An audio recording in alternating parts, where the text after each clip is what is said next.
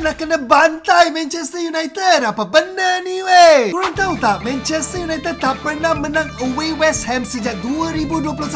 Maknanya boring lah bro. Satu lagi rekod akan dipecahkan nanti. Jam 4.15 pagi Manchester United akan bertemu West Ham. Dan abang tak sabar nak lihat kemenangan kita yang kelima berturut-turut. Bolehlah member tu potong rambut. Sejujurnya berbanding 4 game yang lepas, abang lagi risau dengan The Hammers ni. Jangan pandang rendah diorang. Mereka bukan lawan yang mudah macam Man City. Klub hiburan saja boleh kena comeback dengan City dan kalah kat rumah sendiri. Malu bro. Biasanya guys, pasukan yang duduk kat relegation zone macam ni akan buat hal bila jumpa Manchester United. Lebih-lebih lagi bila mereka main kat rumah sendiri. Ini satu lagi hujan besar untuk Michael Carrick. Kerana West Ham pasukan low block dan bergantung kepada counter attack serta set piece untuk jaringkan gol. Tambahan pula, Matthias Fernandes dengan Summerville tengah on form sekarang be. Jangan lupa Wan-Bissaka yang selalu padu. Apa-apa pun Manchester United kena menang untuk meneruskan momentum positif. Ramalan game nanti jangan cakap abang tak poyo. Manchester United menang besar 3-0. Pendapat korang macam mana? Komen kat sini.